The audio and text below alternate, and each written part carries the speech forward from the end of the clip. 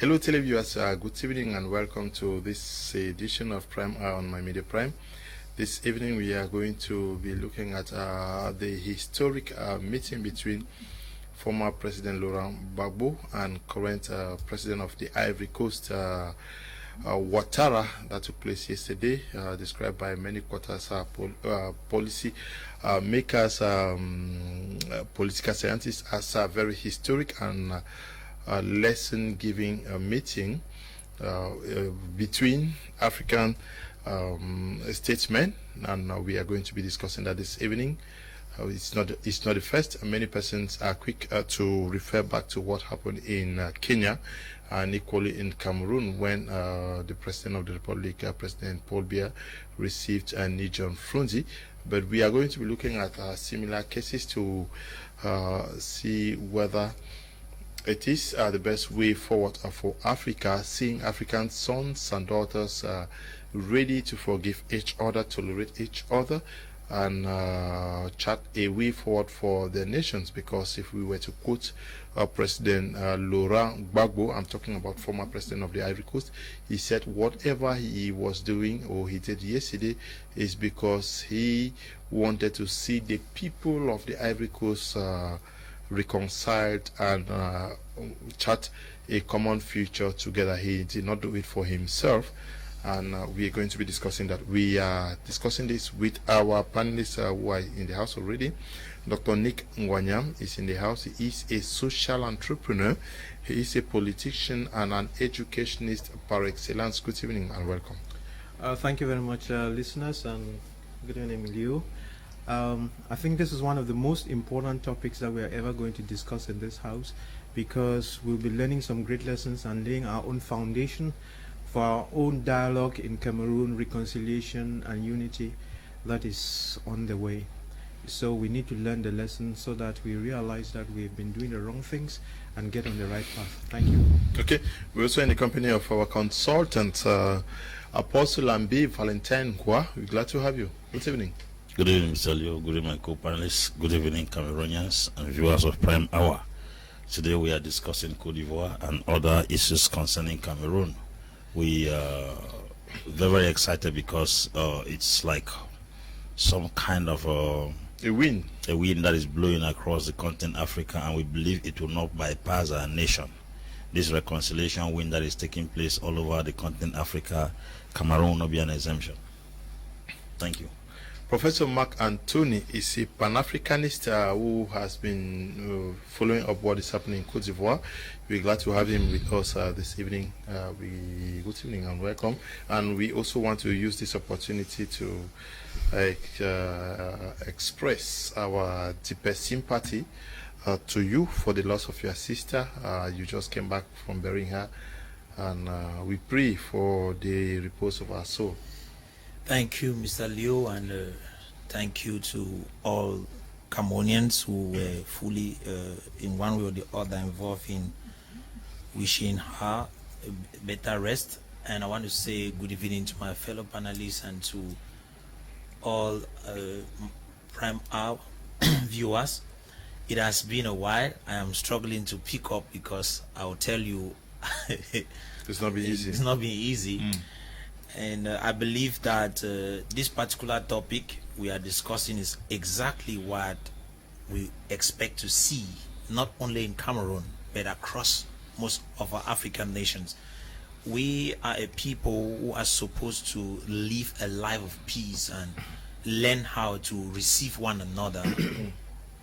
I want to say that former President Gbagbo and President of Ivory Coast, Ouattara, have actually taken a step which should be a lesson for most ruling presidents and, I don't know, former rebels or whatever I might call them. It is necessary that this become a lesson. Okay, we also in the company of Robert Malengfe, Kedia. He is representing the CPDM on this platform. Good evening, welcome. Good evening to you. Greetings to my co-panelists. Greetings to all Cameroonians, especially the head of state that is out of the country with his beautiful Métis wife as they are having their brief stay in Europe. And I would also like to extend my greetings to Honorable Ngala Gerard that has been sent by God to free the people of Kamer from the shackles of the Ambazonians that are destabilizing that part of Cameroon. It's a pleasure for me to be here. Is you not greet me too? I started with you. I said greeting to you and to my co-panelists.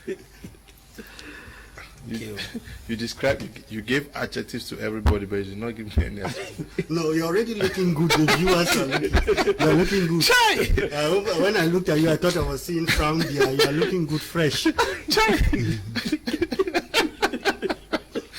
to see you, Robert. We're glad to have you. Thank you. What is a songbird? Doctor, Yes. Dr. Ningwenya, let's get to serious business. Did you see what is happening in Ivory Coast happening? Because when it was announced that Ouattara-Gbagbo was coming to Ivory Coast, many persons were already projecting to witnessing a very tense atmosphere between two rivals. Yes, actually, when I first learned that Gbagbo was coming back to Ivory Coast, I had a lot of fear in me, and I thought that he was going to resurrect some wounds again, and I wasn't happy with what I was going to see. And I talked about it on a sister television, and I was hoping and praying that Gbagbo should just stay where he is and not stir the pond again and create problems. And even before I got to the studio this evening, up until this afternoon, I had some preconceived ideas about what was happening in Ivory Coast, Ouattara, and then Gbagbo and so on. But I got this article which I shared, I'm sure you also read it, from Timothy, who is a diplomat who was in Ivory Coast at that time, and he wrote this piece. He's a Cameroonian actually, and he wrote that piece which gave me an insight into the happenings in Ivory Coast and how we should be reading what we are seeing.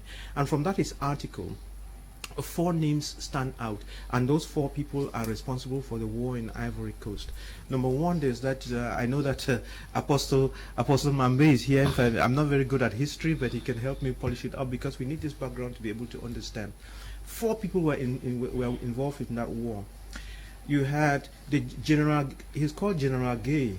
Yes. No, General Gay. General Gay. He died. He's no longer living. Yeah. He the one who organized the presidential elections, and I think he was taking part in the elections. Then he was running with Gbagbo.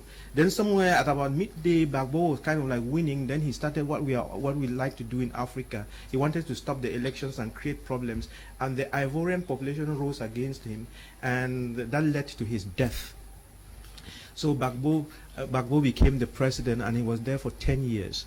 Then Gbagbo also organized the elections, and Ouattara, who was in France, participated in those elections.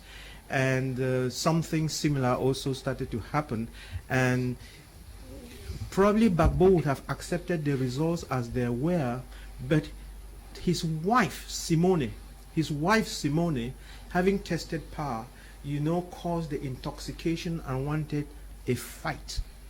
And you see, it's very important to understand this Jezebel spirit in Simone that started the fight. And you've got to be very, very careful with women who taste power, and at the end of the day will send a lot of people to death for their own ego. And because of that, now the fight broke out there, and they fought, they killed many people, and Gbagbo ended up a prisoner. And he comes back now in his old age, and he realizes that it was a huge mistake. A lot of blood has been spilled, so much has been lost, and so on. And that is the reason why when he comes, he divorces with his wife Simone. And it's interesting to know that Gbagbo had 2 wives, one from the north. I don't know if Gbagbo himself is from the south or from the north. He's from the south. So Gbagbo is from the south, and he has this other woman with him who is from the north. I don't know where Simone is from, but he divorced Simone on principle.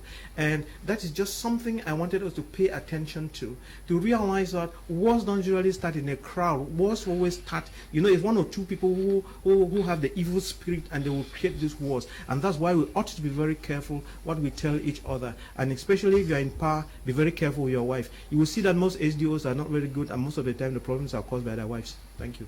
Okay.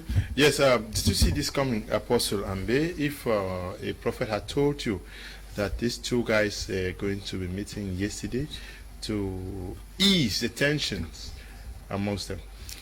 Mr. Leo, there are no permanent friends or enemies in politics. I wrote once, I said, what we practice in Africa is not politics, it's blackmail, backbiting, bigotry. We have produced more enemies than rivals. In the political terrain, we are supposed to have rivals and not enemies. Seeing Gbagbo and Alassane Ouattara reconciling today, it's a mystery. It's actually a mystery. Because if you want to put the results of what happened in 2011, almost 3,000 persons died, which Gbagbo refused to accept defeat or to concede defeat in the elections, which were all manipulated by France, and Gbagbo was arrested by the French army, handed over to the Ivorian army, and sent to the ICC, with his youth affairs minister Charles Goudet were locked up in Hague in Holland, and he spent almost 10 years there. And for the past 10 years he's been there. 4 count charges were leveled against him. First, human right abuse. Secondly, rape. Third, persecution. And the fourth, when they went to the International Criminal Court, they realized that all the charges were dropped because none of them was he guilty of. And spending time in Europe, for my experience and what I've studied so far as African affairs are concerned with these imperialists, Gbagbo has gone through what Mandela went through. Steve Biko Bantu said in a Durban prison in 1977, he said, apartheid is a weapon that can only keep you alive if you allow it to exist.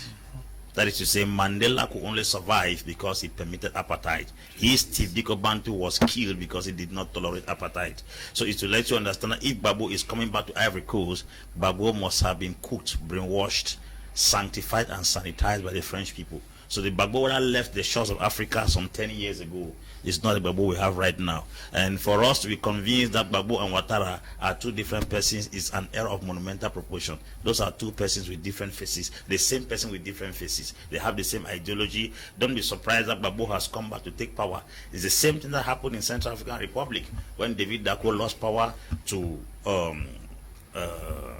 this funny guy, Bokassa. He was taken to France and kept there for some years. They brainwashed him and sent him back, and then he took power again. So Gbagbo has come back to take what he lost after he had been brainwashed by the French people. How can France Venkat cover Gbagbo's return with an helicopter into Côte d'Ivoire? That speaks volumes. So we should not see that Gbagbo we are seeing there as a Gbagbo that left the shores of this country. Reconciling with Ouattara means he has already struck some deals. My cry is the innocent masses who follow these big politicians lost their lives. The individuals that died in 2011, 3,000 persons died because of Gbagbo and Ouattara. Yet the Gbagbo and Ouattara they are living their lives. So we are telling African youth that stop following these gong-head politicians who will deceive you, go and lose your life. 3,000 youths died in 2011. Gbagbo is 76 years old, Ouattara is 79 years old. Some of those children died at 18, 22, and now today they are reconciling. What reconciliation? Reconciliation to maintain the growth of imperialism in the same Côte d'Ivoire. So I think what is happening here is more of a drama than a reconciliation. What do you mean by it's a drama? Yes, your first take when you saw the pictures coming out of Côte d'Ivoire. I am actually happy seeing that something like that can happen. And I want to say that it is a lesson that should be given to many. But you know, it's just like Apostle Ambe made an analysis before we sat on this spot. I was mentioning something that I'm seeing history repeating itself. What happened some years back in South Africa, where Mandela went to prison, made 27 years because he was fighting an apartheid system. he came back and was triumphantly received by the same persons whom he was fighting against and given power. It simply meant he accepted the system. And today we are seeing the same thing happening in Ivory Coast, where Gbagbo was fighting against imperialism, was picked out of Africa, carried to the West, imprisoned without any charges. In fact, though they presented 4 charges, they themselves dropped the charges, proving that there were actually no charges. Then he is sent out of The Hague to Belgium to go and stay there for at least, I think it was almost a year or 2 that he spent there. Then he chooses to come back to his country. He is triumphantly received in his country. Then yesterday we saw them actually reconciling. What I actually listened from what Gbagbo was saying.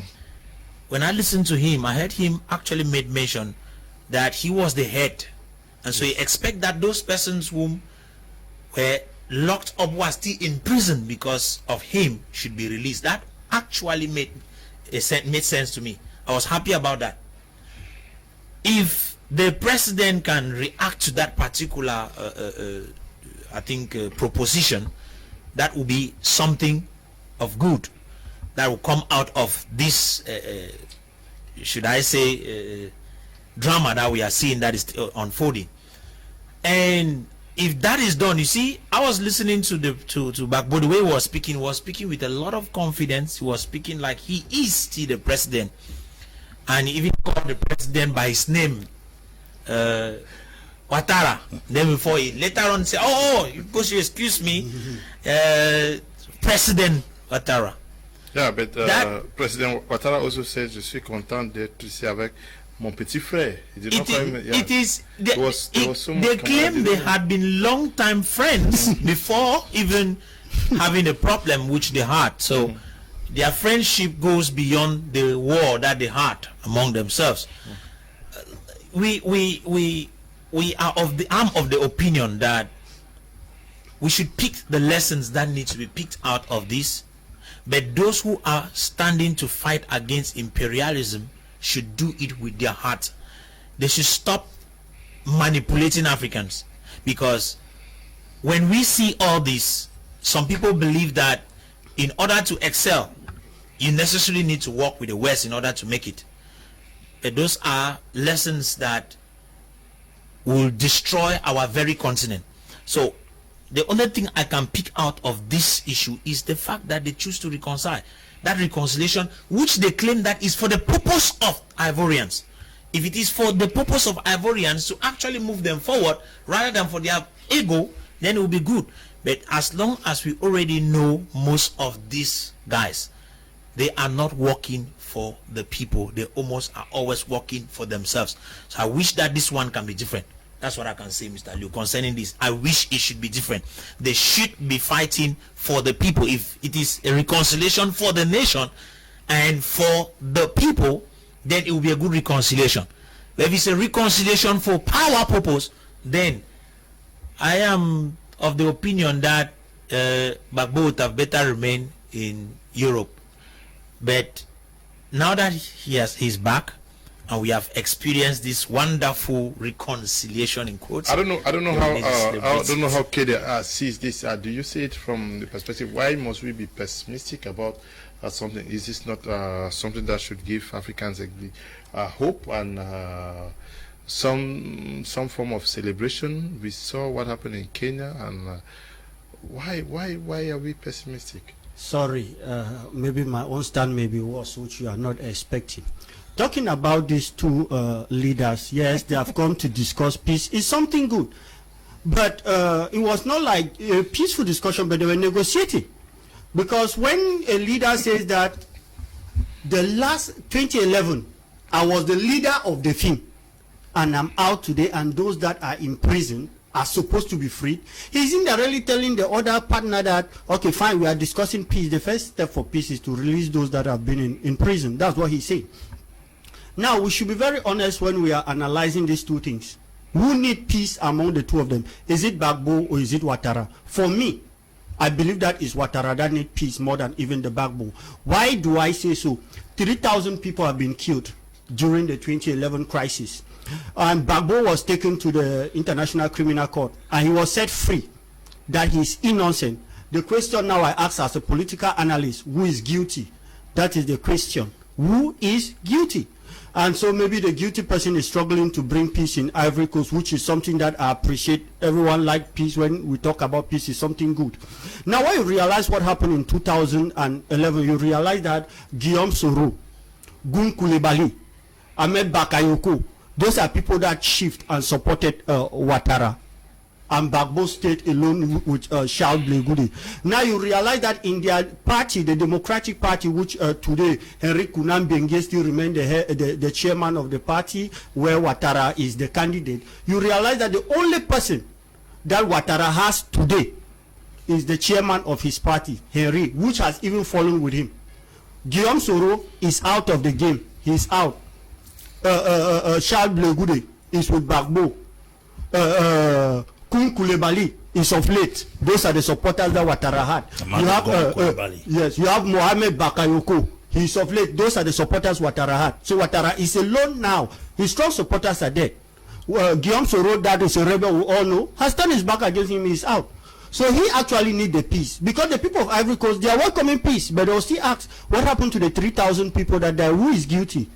So that's the question. So we know that Ouattara is the one that wants peace, and he should actually bring the peace, because Gbagbo has given him a handshake, and he has asked that. He was a leader of the film that took place in 2011. If he's out, his followers are supposed to be out. I will beg that Ouattara should follow the footsteps of the peace plan that have been given to him by Gbagbo, that he should release his followers. I believe if he does that, then that will be appeasing the people while they go ahead to bring peace, because these are two people, two different ideology. One is a Democrat and one belongs to another Front Populaire de Ivoirien. So they have their own ideology and their own stand with regards to democracy. So we expect that now that they are throwing, they are forgetting about their party line, they want peace. I think that Ouattara should release those that are in prison, because it is said that Gbagbo is free. So all those in prison should be free. And for Charles Blegoudi, that has been struggling to have his passport too, we still think that for a good step for peace, as he granted amnesty to Gbagbo, who was already sentenced 20 years in prison, he should also grant the same amnesty to Blegoudi that is coming back, and follow the advice of Gbagbo that he should grant peace to all those that are on exile, so that they can come back and build their nation. I think if he does that, then peace will actually come back to Ivory Coast. It's not about people meeting, shaking hands, looking at the screen. No, it's about working for peace. It's about working for peace. Dr. Nick Ngwanyam, we are in Africa, a continent that is plagued by conflict at different levels. Almost majority of our countries are in conflict. What are the lessons? How sincere is what is happening in the Ivory Coast, and what can we deduce from there to implement in other countries? We see that the Central African Republic is on shaky grounds, Cameroon also, and many others. What can we take out of it? That's right. Every country has got its own share of problems, and if you think through very carefully, you see where the shoe pinches. It might, the problems might have different colors, but underneath they are the same things. They are the same issues that are pulling strings. So if we probably go from Cameroon and look at what is happening in Cameroon, because we live what we live it day to day, then we can extrapolate that to all the other countries, and you see that it's the same.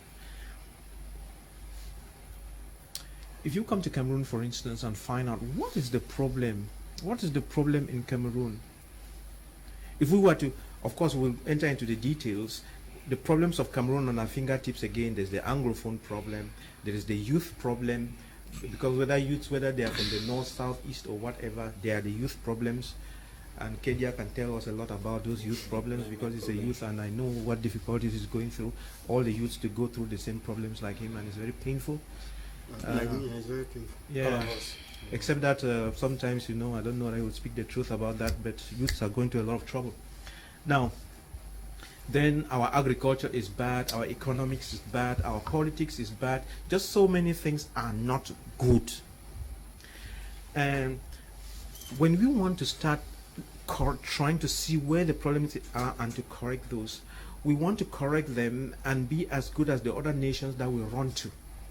And I think I have said it on this platform many times and other platforms, that the way countries function, even families or communities function, it's like a wheel, it's like a circular plate. You can draw it and create 3 sectors.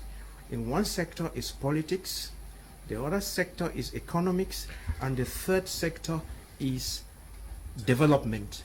And then what spins the wheel round is the quality of education.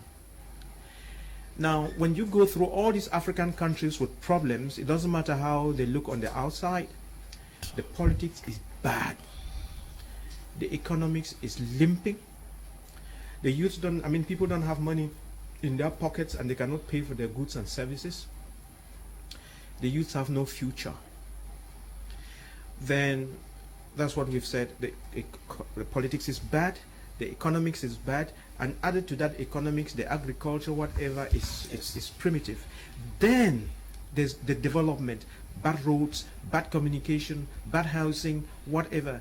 And when you go to look at it very carefully, especially in the Francophone countries, the education is very bad. It's devoid of technology.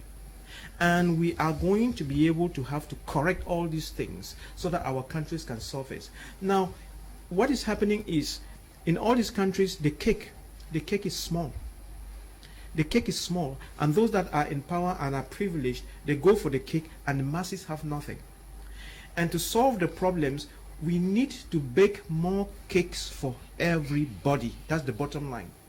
We need to bake more cakes for everybody so that the children of the poor can also eat cakes. But when the cakes are reserved only for the privileged, there will always be violence. That is the problem. And I know that we are going to start to solve our own problems in Cameroon. The lessons we are learning from here is not even a lesson, it's principles. If you want to argue with me, do whatever you want, but there is no war on earth that has ever ended without some negotiation or some dialogue somewhere. You could go like the Americans, they bombed Hiroshima in Japan, but I'm sure after that they had to have some talks with the Japanese so that the anger can pipe down. Whether you have defeated somebody or not, you have to dialogue. And therefore, Cameroon should not think that she is special in one way or the other. Cameroon must dialogue. And the dialogues in Cameroon, like I said, there are 5 dialogues. Don't lump in things like we lumped in things during the major national dialogue and everything collapsed. You have to be able to define the dialogue and the problem that you want to solve. And I'm telling you, Cameroon needs 5 different dialogues dealing with different topics. And then after the dialogue, there's reconciliation, there's unity, and everything must be championed by those experts who are used to resolving conflict. And we have a couple of them in our universities. We have Professor Christophe Anso, we have Dr. Wilbrod Zingwa. Those are the kind of people that should lead us to do our thing. While the politicians are only there to listen to them, when politicians take over the microphone and try to solve the problems themselves, they become very deceitful. And that's why the major national dialogue did not succeed. And we will be getting a dialogue, and it must be done according to principles by experts. Apostle Ambe Valentin Ngwa, when you watch about men, the statement Côte d'Ivoire meet, it's true. Many persons think that it was a good idea. How sincere could that meeting have been? How easy would the former President Gbagbo forgive current President Ouattara? How do we even understand what's happening? Lots of untold stories here. Yes, like I said, a lot of shady deeds are involved with this reconciliation, whether you accept it or not. I'm talking as a political analyst. There is a case of Morgan Tsvangirai with Robert Mugabe, who had a clash in the country of Zimbabwe. Yes. And Jean Ping was the AU president by then, and he selected Tumfoniko Hale barrister to go and mediate peace in Zimbabwe. Tumfoniko Hale went to Zimbabwe, met Morgan Tsvangirai on his, he was lodging at the Turkish embassy. He met him and they spoke together. When they spoke, he left and met Mugabe. They spoke Mugabe together, and then he told them that the only way to broker peace in this country is for people to share power. And when they shared power, that was the procedure put in place. I want to find out who stood as an intermediary between two arch enemies, rivals, people who don't want to see themselves cat and rat. Who stood in between these two persons to bring them together? Maybe there were some backdoor negotiations. Backdoor negotiations were, Mr. Liu, because we have seen cases in this Africa where people have gone through difficulties. That in South Africa, the case of Mandela, we saw what happened. The British people went to Robben Island, brought back Mandela. There was no intermediary. We have seen genuine cases being resolved in this Africa when somebody came as a peace broker. The case of Sudan, Riek Machar came with Salva Kiir. There was a broker in the middle. Who is a broker between Alassane Dramane Ouattara and Ouattara-Gbagbo? There is no broker. A man was taken and intimidated, as they do always to all their captives.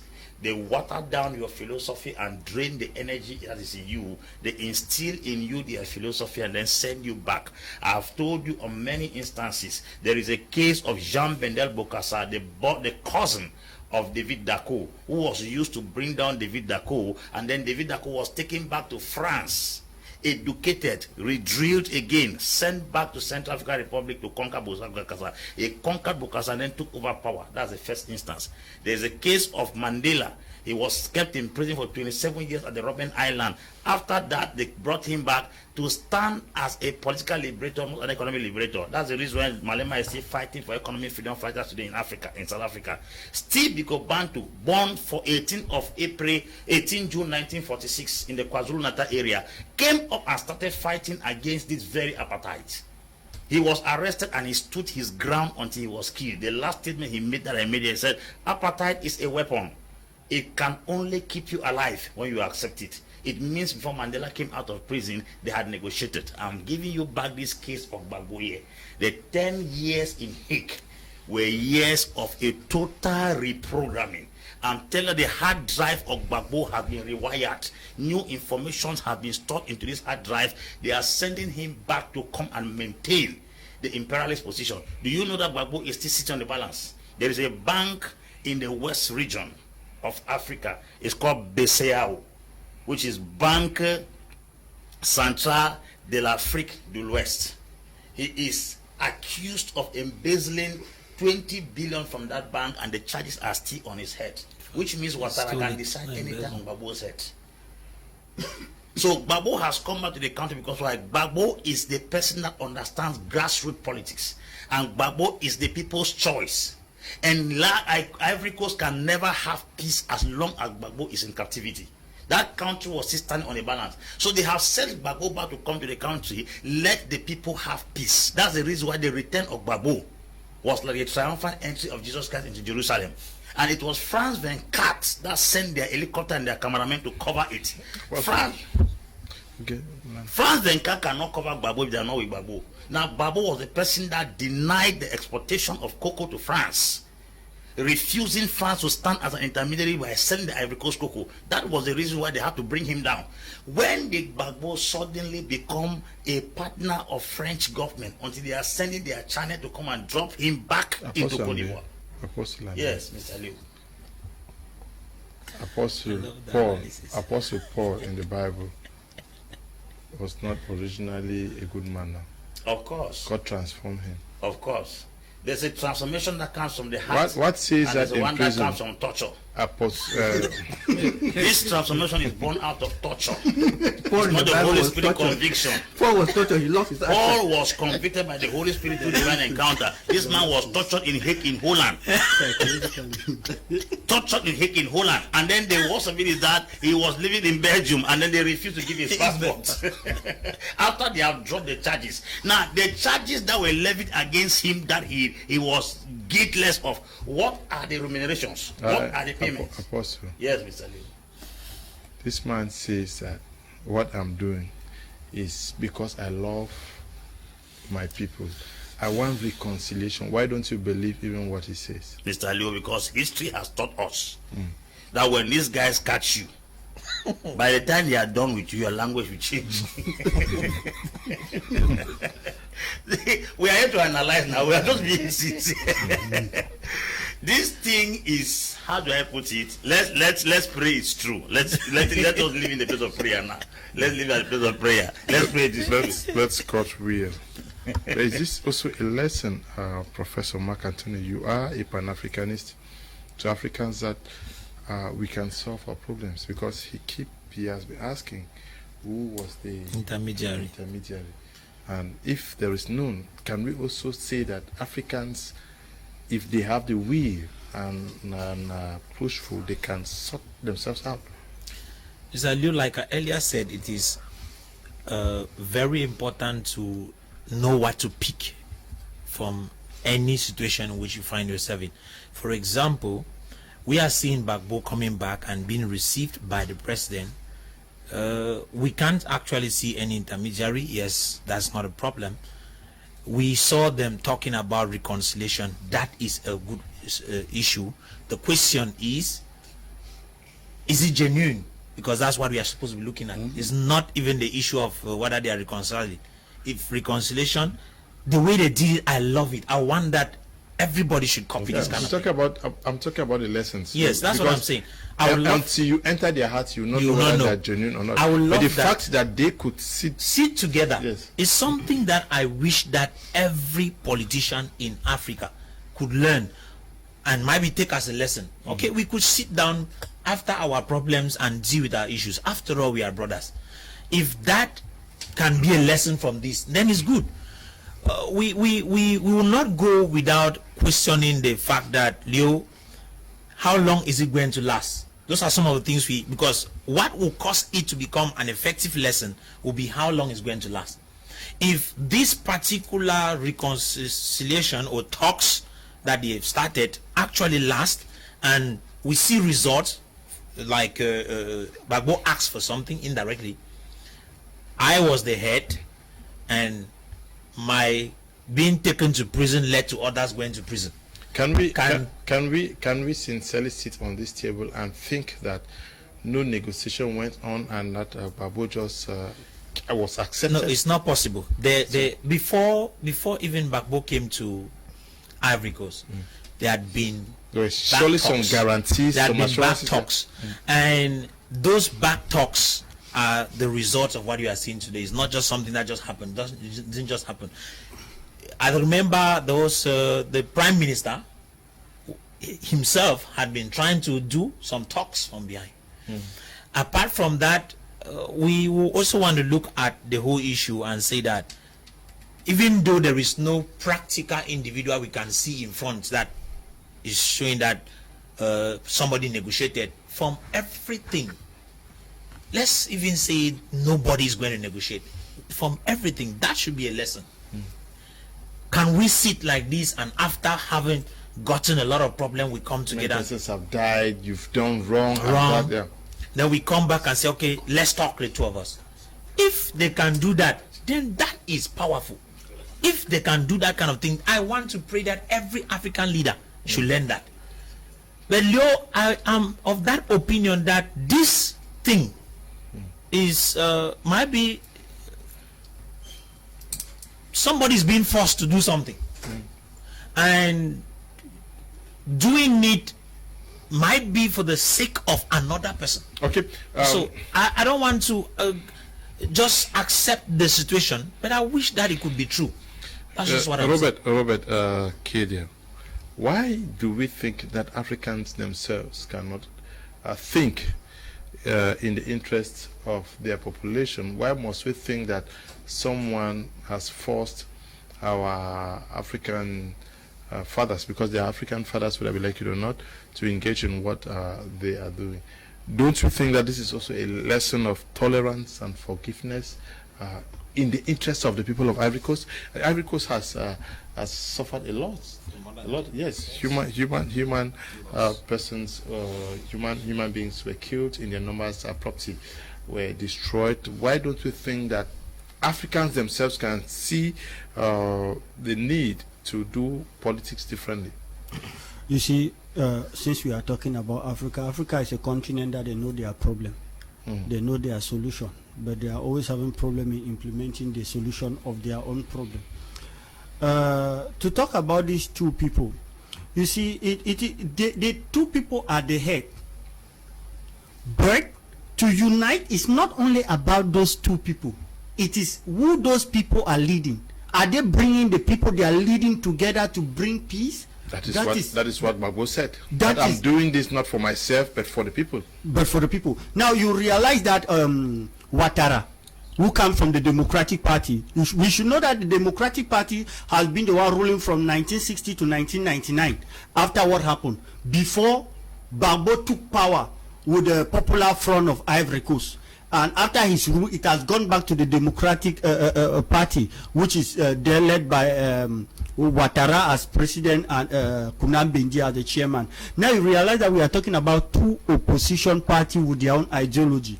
Now you realize that the coming back of Gbagbo in his own party, which many people will not come out to say it openly. We know the problem going on in the division in their own party. His wife has his own personal stand. And that's why they almost had the problem of divorcing, even though they didn't come out to say it clearly. You have Benji. He's also there. He wants to come back to the country. He has asked for his passport. Oh, Benji is in the country? He already come back. Already get his talking of another person. Guillaume Soro. Yeah, it's Guillaume Soro. Guillaume Soro, which we all know. These other people, these are fractions. And we know the influence of Guillaume Soro in the Ivorian military, which we must confess. His influence in the Ivorian military is there. Everybody know how he has been a rebel. They don't hide it.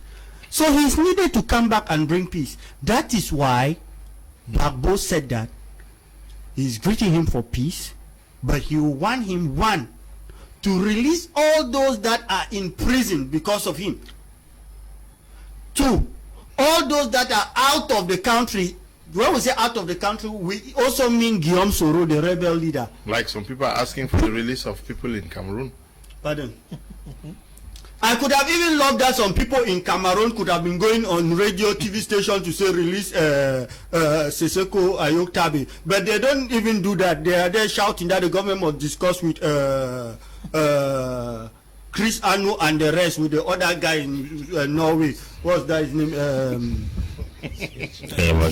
Abacho. They are saying that they should discuss. They are not talking about the man in prison. They are instead talking about those in the diaspora, insisting that the government must discuss with them. We don't know the agenda and what they want. So we will come for that of Cameroon later. But now let us talk about that of Gbagbo. What is important is that they have come. They have discussed for peace. Now it is meant for them as two leaders to bridge the peace between their two followers, because those are the two majority political parties that if they bring peace and unite these two people, then actually there will be peace. But people are still wounded. So let the healing process go ahead, and the person to do the healing process is Ouattara. Ouattara, one, he's supposed to release all those in prison, as Gbagbo said. Two, all those in the diaspora, and he has to do this very, very fast to consolidate this peace very fast. Because if he does not do it and leave power, the Ivorian people will ask that those 3,000 people that died, if the court said Gbagbo is innocent, then who is guilty? And they may not judge him now. They have not heard his own side of what happened, because he's the president and he's still in power. So if he does not consolidate peace very fast, when he will leave power, they will definitely ask him, because justice needs to rule to take its course. So he should consolidate peace very fast and collaborate with Gbagbo. I think if that is done, then Ivorians will actually have the real peace. Dr. Nick Ngwanyam, what should follow after this meeting of yesterday in Ivory Coast?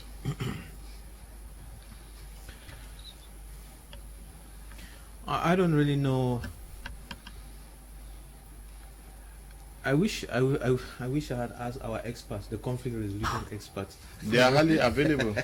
Yes, Hardly available. You call them, they will not come. We are entering the technical phase now, where something has to be happening. Those were just declarations, and you know, there must be some action on the ground that accompanies these declarations. You remember when the chairman John Frundi had that meeting with that powerful handshake with the president. If after that handshake they had answered this kind of question that you are asking, we will not be having a war today. It's because after the handshake, everybody went again and were sleeping, and they continued to do business as usual, and things continue to deteriorate. So after this handshake, there is something that must be happening to grow the peace, to consolidate the peace, to solve those problems that I've been talking about, to be solving the political problems. You see, Kedia was talking, he mentioned, called all sorts of names, all of those are politicians. Then to solve the economic problems, to solve the youth problems, to solve the development problems, because it doesn't matter what happens, the youths must have something to eat.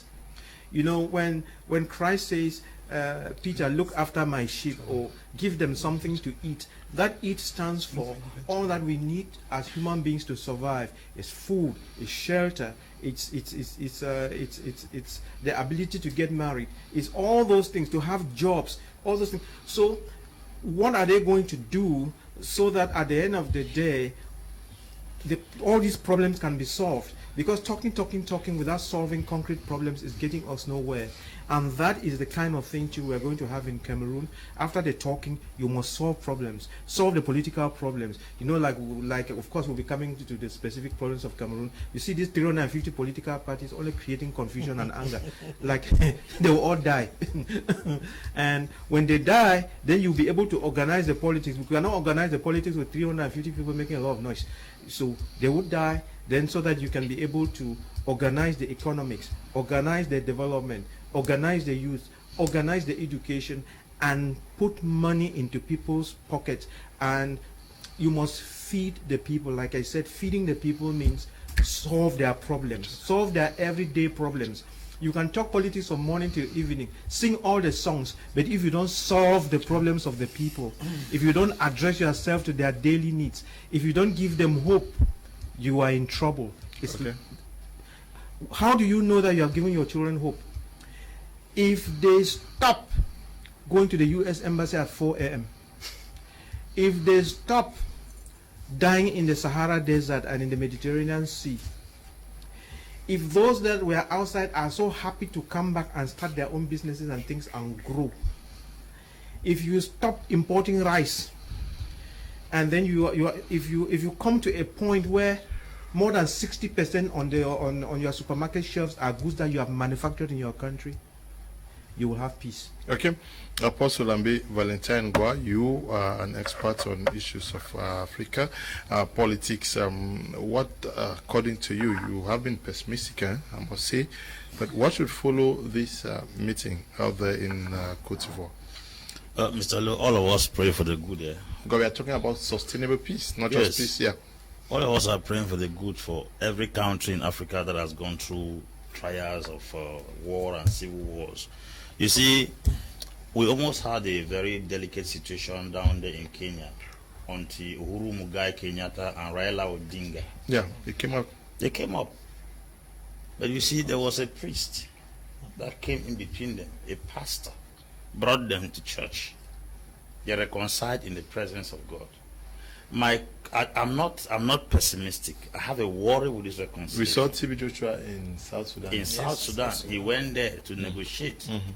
Now I'm asking that if at all this guy came back, they were supposed to have uplifted the charges of the BCAO, Banque Centrale de l'État de l'Afrique de l'Ouest. Yeah, but that is West African Bank and not necessarily Ivory Coast. This was one of the charges that they gave away, that Ouattara gave against Gbagbo. That he embezzled money from that bank. That is true, and the charges have not been lifted. That's my problem. Now he has come back to Cote d'Ivoire, good and fine. The wife, whom supposedly they are about to divorce, his complaint is that the woman did not bother visiting him when he was in The Hague. It was his girlfriend that stayed in Belgium and visited him in The Hague 3 times a week. Yeah, but we must also acknowledge the fact that she was detained for some time, and we will not know the conditions under which she was living. I'm coming to that. The peace between Ouattara and Gbagbo does not bring automatic peace in Cote d'Ivoire. Yeah, but what should be done to bring sustainable peace? That's my question. That is what I'm trying to get into right now. Okay. When we are done reconciling Ouattara and Gbagbo, we have Gbagbo and his political party to settle scores with. There is this guy they call Francois Afingesa. He's a secretary of the party. He too has cut off the party and taken to his own corner. Gbagbo's wife is holding her stand against the imperialist system in Cote d'Ivoire. And she has a very huge following. She has a huge following. The youth of Cote d'Ivoire believe in Guillaume Soro, who also has been kicked out. He traveled abroad. On coming back, they gave him an embargo not to enter the country. He stopped bet in Accra, and then now he has gone back to Belgium. If you look inside Gbagbo's party, the real division.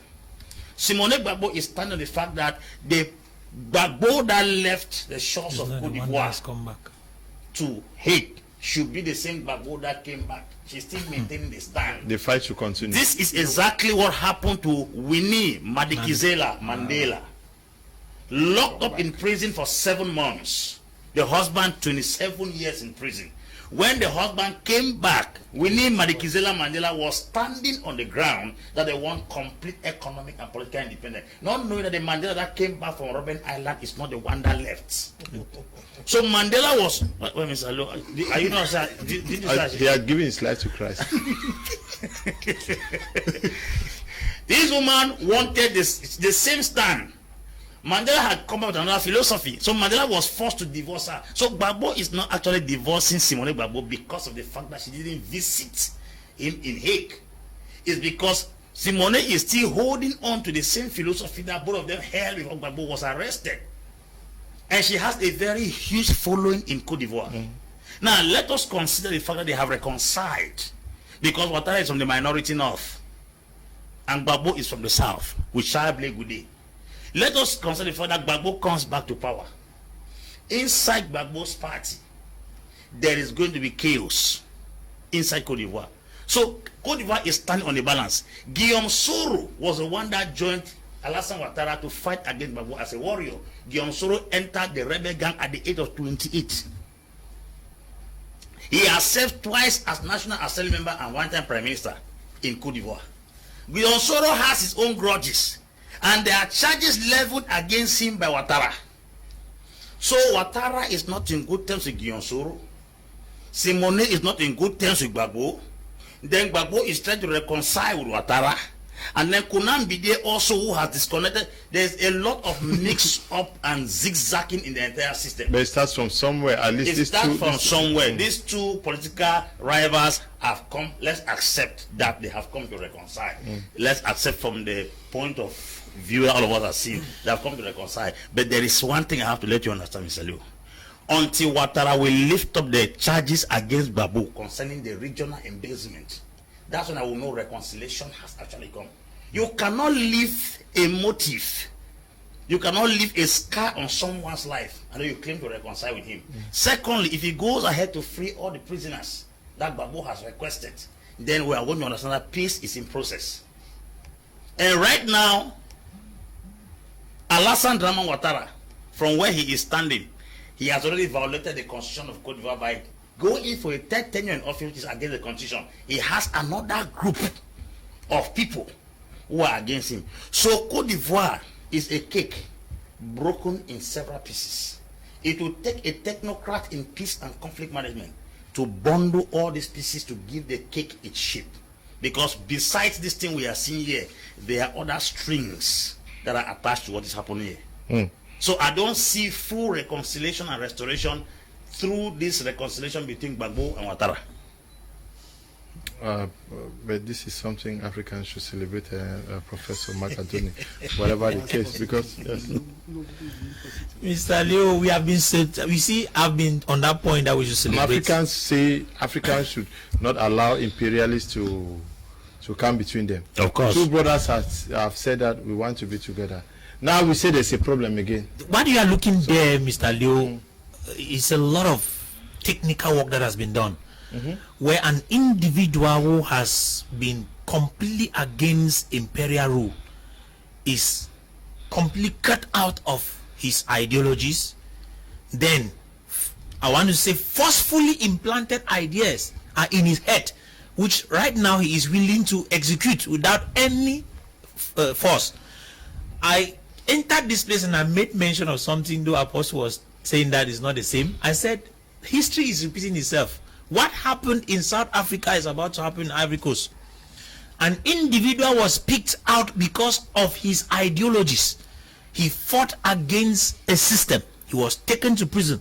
When he was carried to prison, he came back. The first thing he did, he was to deny his wife, who was against the person that came from prison. I am seeing the same thing happen in Ivory Coast. That is something that I, as a Pan-Africanist, I want to say there's something fishy. And because I see something fishy, I want to believe that the imperialist is still having his hands struggling to manipulate in order to maintain their position in Ivory Coast. Why? Because Ivory Coast remains French's strong power in Africa. Okay, we should know that. Since you guys are so bent not to believe that it may be genuine, no, what were you expecting? What were you expecting, that Gbagbo comes back and then ignites another fight? No. But seemingly nobody is happy with what is happening. No, it is not like I am not happy. I can't refuse that they have met, and I can't say that it was for no good. It has its place. But Leo, we are looking at this thing beyond the yes, screen. so the question I'm saying is that would you have expected Gbagbo to come and say anti-imperialist, all those things? Is that what you are expecting? That is not exactly what he should be doing. What he should be doing is present himself like he has done, and look for every means possible to make sure that what has been destroyed be restored.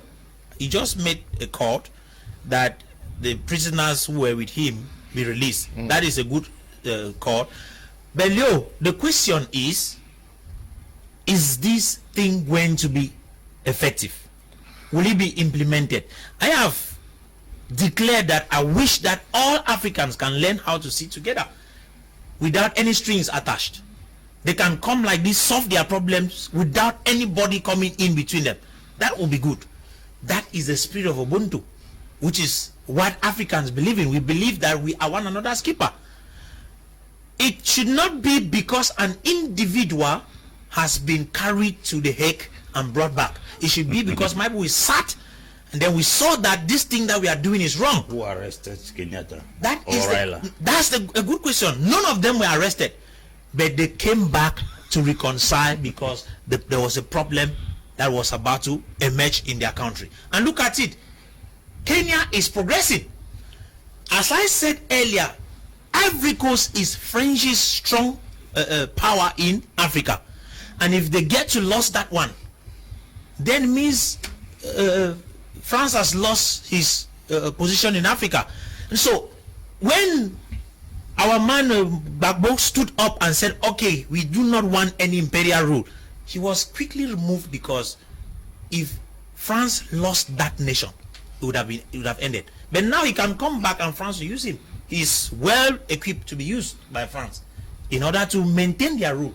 So the so-called reconciliation is a nice one, but I, as an individual, would not want to say that I believe that is going to So last. you expected Gbagbo to continue the fight? Like Gbagbo should not continue any fight against Ouattara, but he should continue his fight against imperialism. Who says he's not going to fight against imperialism? Why are you so certain? You had a meeting between the imperialists, Gbagbo, and... You see, Leo, let me show you something. Somebody is sitting in his house. He's removed from his house, carried to prison, kept there for 10 years, indoctrinated. Then, when he is supposed to return, in fact, they have said there's no problem, he is moved to Belgium. In Belgium, he stays there for close to 2 years without his passport. Then when they believe that it is time for him, he has accepted everything, they give him his passport and tell him go home. That's what has happened. And now he has come home. Finally, what do we want in Africa? What we are simply saying is that Africans must get to the place where we need to be sincere with ourselves. When there is fight, we say we want peace. Now there is peace, we want, we should fight. that is not peace, Mr. Leo. That is not peace. I believe that is. That is a. That, are you the one deciding peace in Cote d'Ivoire? You see, this is the thing. We are struggling to speak, and at the same time, we are struggling to fight ourselves. That is not peace per se. Huh? That is. You just said that two brothers are together. You say it is not peace. In Cameroon, you just claim that they are together. Who made it? What made you? Is it the camera that they took and the videos that you see that made you to believe that? What should we believe? You or Gbagbo and Ouattara? Should we believe Gbagbo and Ouattara or you? Even Gbagbo, you watch with me and Ouattara. Did you really see the peace between them? How does it look like?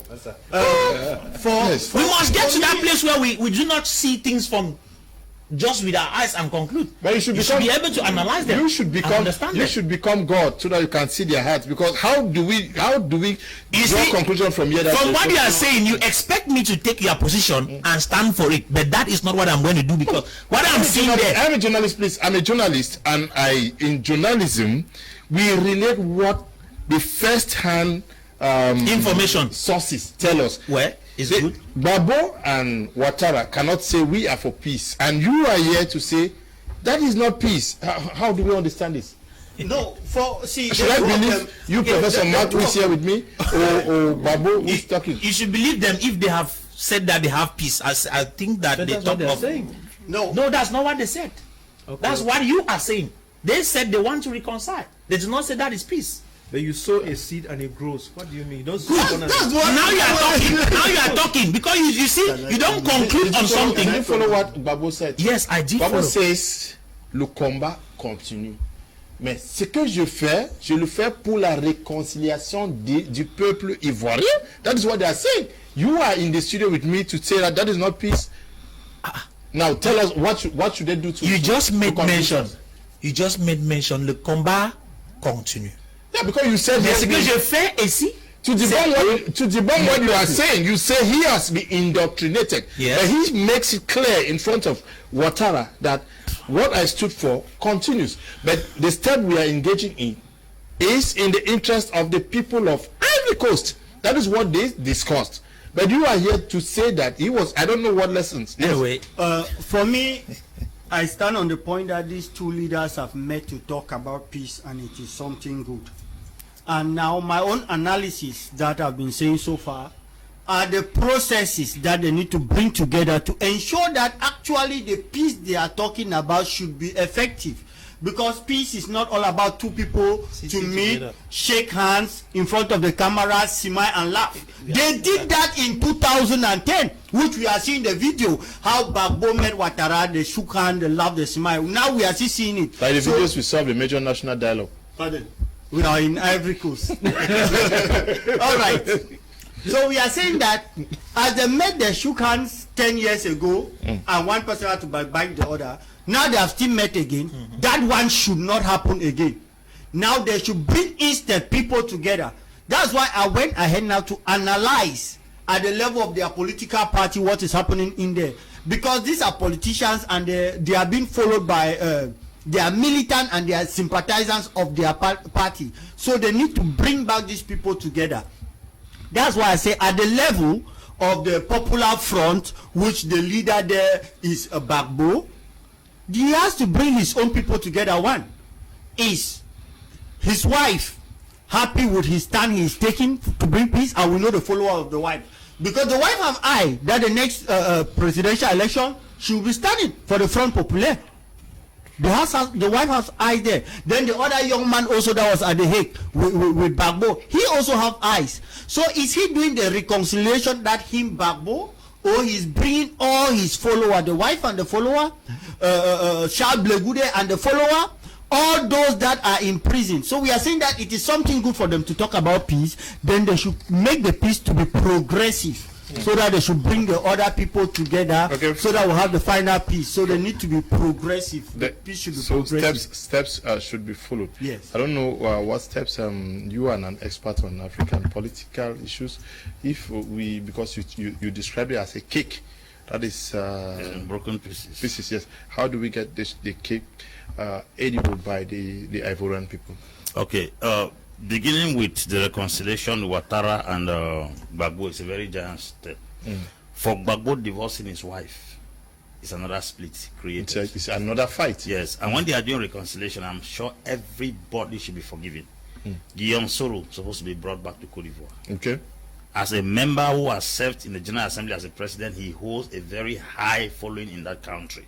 His followers also are quiet somewhere waiting to see how far the government will go with their own man. Because sometimes when you sit on the throne in the country, you are not the only ruler. There are many people who are following different leaders in that country, especially political leaders. So Guillaume Soro should be brought back. Gbagbo should rethink his decision divorcing with his wife. Either he initiates his wife into his new philosophy. Okay. Yes. Or better still, do what Ojukwu did in the Aburi Accord in 1970 in Ghana in 1967, where he accepted everything in front of the delegates there. What Gowon said, when he came back to Nigeria, he disrespected everything. Let it be that Gbagbo has respected all the norms and the principles given to him in Europe, but he has come back to Cote d'Ivoire to maintain his stand as a fighter against imperialism and take back his wife. Chablé Goudé was the Minister of Youth Affairs. Also has to give it, they have to give his place. This guy called Konan Bidje is 82 years. He's older than Ouattara and older than Gbagbo. He's a father. Former president. Yes, the former president. That's the first after former Ivorian ambassador Ivorian ambassador to Cameroon. Cameroon, yes. So now this guy called Francois Henri Konan Bidje has to be given his own place as a patriot that has served the country. Francois Afin-Guessan, who break out of Gbagbo's party, supposed to be brought also to the table. I am sure if they are doing that, they should do it in a way that everybody is satisfied. Okay. And then now call for fresh elections. Free and fair elections. So that when somebody is winning, he wins by merit. There is a grudge of those who come from the east and the south from Gbagbo, saying that it was France that manipulated Ouattara's rise to power, because Ouattara is on the minority north. So when this reconciliation is not changed from all angles, it will be like you are trying to roof a house without a wall. Okay. 2 minutes, 30 seconds, if I thank you. One thing also that I want to say, we should be very honest to know that Ouattara has been a good president. He have moved up the development of Ivory Coast from 3 to 7%, so he's doing actually a good job. Yes, at the level of road construction, production, and everything. So that's something we should appreciate. But the truth there is that despite that his economic development he has given in that country, he's not having the popularity that actually Gbagbo is having. So if the two of them are coming up together to reconcile in these various aspects, they should bring their followers, then there will be effective peace in Ivory Coast. Mr. Leo, to add, there is a grief of Ivorians when Gbagbo changed the constitution in 2016 under the influence of their secretary general in their party, Adama Bitogo. Adama Bitogo influenced Ouattara to change the constitution to go for a third tenure in office, which is a grief that the Ivorians are still bearing. It is underground. So that needs to be addressed. Okay. Dr. Nick Ngwanyam, when we follow him, he's proposing that there should be something bigger than these two persons.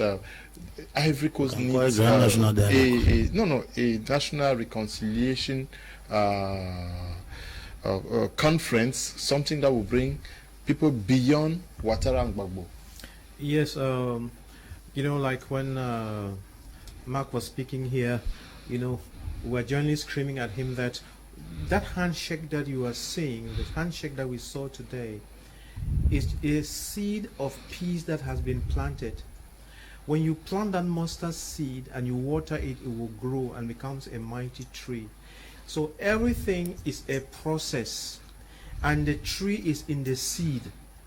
And for the seed to become a tree, it has to be watered, it has to be catered for, and so on. And that's what they will have to do. And once they do it and do it well, peace will come and will come to stay, and that nation is going to progress. And therefore, what they will need to do now, beyond all, like when Apostle Ambe was speaking, you see, he was mentioning the different fragments and fractions that are there that need to be taken care of. And it's very difficult to take care of all these fragments and fractions when you are not dealing with experts in conflict resolution. When you use just politicians who by nature are very greedy people, they always tend to pull the blanket to themselves and would not want to pay attention to principles. Politicians have a cunning way of being untruthful, and therefore you need, they could be Ivorians, of course. If they go to Ivory Coast, they certainly would have people who are specialized in conflict resolution, and those people should be genuine enough and should sit down and help their country and their politicians to go through the process of healing and go through the process of sharing the cake. But it doesn't matter how much you share the cake, because most politicians only use politics as a way of filling their pockets and stealing from the coffers. So it's important that while they are solving the political things, they should make their economy to work. Okay. You want to say just to conclude something. One minute, yeah. From what Dr. Nick just said here, it's simple. He's simply telling us that as long as politicians remain there will be no peace. That's simply what he just said. So he's just mentioning what I was saying. As long as those politicians are there, you think, Mr. Doc, let us not play with words when we talk to why are you always reasoning for people now? It's not a matter of, you see, when you talk, let us look at ourselves. He says, let experts work on making sure the peace is maintained. Then he says that as long as it is politicians always know how to put a blanket to themselves, which means if you allow it in their hands, there will be no peace. So when you talk like that, then you expect that somebody who is listening to you, you are arguing the same time that there should be peace and there should not be peace. Nice. So that's the same thing. You see, when we are talking, we should throw the thing and make it open so that people should get it clear. We are not talking to people like their kids. No, Doctor is embarrassed because he did not realize he was saying that there will not be peace. No. He's speaking. I'm not confused. The words are clear. No, they are not politicians will pull the blanket. Please. I think that what Doctor meant is that if allowed to strictly politicians, the things may not work out very well. But he is proposing that the experts should be brought in so that they can help the politicians bring the peace that we need. That's exactly what the peace. It's okay. It's okay from that point. Yes, well, it's clear. You reason for Gbagbo, you reason for Ouattara, you reason for reasoning. It is his words. We are taking a short break. When we come back, we are going to our second topic.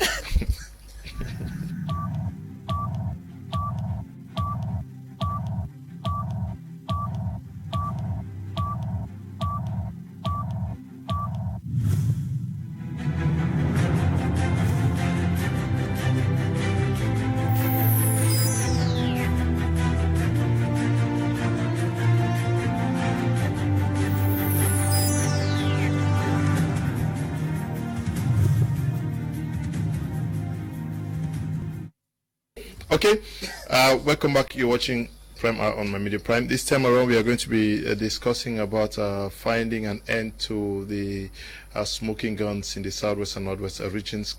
Can Cameroonians across our board force parties to end the smoking of guns?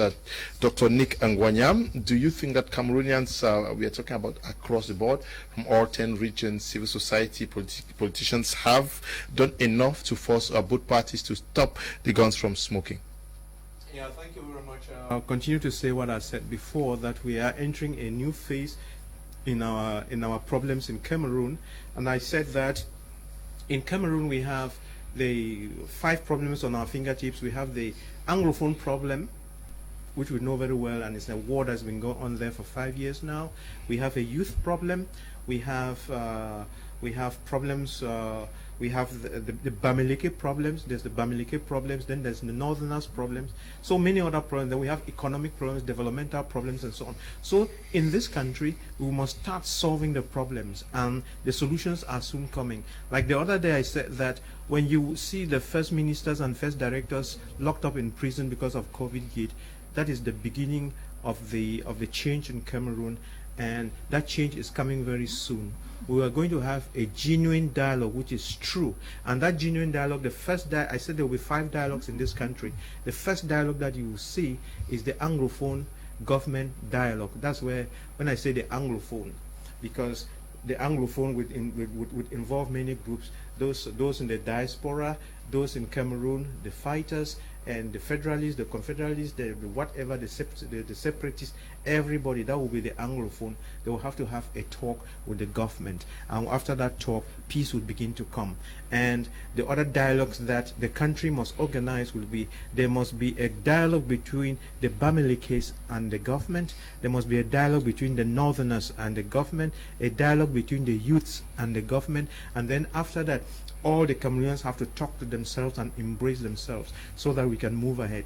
That is what is going to happen, and it would be. So I look forward to peace in this nation, and it's going to be as I have said. Thank you. Okay, but you did not answer my question. My question is whether you Cameroonians across the board have pressed both sides enough to wanting to force an end to the war. No, Mr. Liu. I think it is not the nation or the state. It is a few group of persons from the English sector fighting a few group of persons in the government. The entire state is not involved in this. This fight is a fight between a few group of persons from this government fighting a few group of persons from the Anglophone sector. Now the entire nation is held at ransom because of these two parties in this country. And I can tell with all sincerity that if all this entire Cameroon decides to stop the problem, it's going to be a flash of light. It took 3,000 persons in Ukraine during the Orange Revolution to hold the entire state at ransom. Cameroon has a population of about 26 million people. You cannot tell me that the few military persons we have in this huge population and the few amber boys and girls and the diaspora put together are the ones who have held at least 20 million people at ransom. If these 20 million persons select only 5 million and send to the north and the southwest to block the streets completely, all the roads, no movement, nothing, I am sure that both parties will be left with no choice than to come to a table of discussion. It is because the masses from the 10 different regions, when I keep hearing people saying that the masses from the Anglophone region have no reason, where are the masses? Most of them are refugees, some internally displaced, many are dead, many have flown out of the country, a few persons are in some few villages. But if at all this entire nation considers itself to be one, then I'm sure it should involve the 10 regions of this country. Let these 10 regions of the country assemble themselves in the north and the southwest and say, we are not going to leave this place for the next 1 month until the separatists and the government come to a table to settle this score. I can tell you that across the block of this nation, if at all we are able to put just 5 million out of the 26 million persons, we are going to put this entire thing to an end in a flash. It was 4 million Togolese who went to the streets to kick out Foreign Assembly in power. The streets were dark. He came out and addressed the nation and pleaded that elections will be free and fair. That's how he survived. It was not the entire nation of Egypt that came out. It was a few number of youths, about 2 million youths, that kicked out Hosni Mubarak out of power.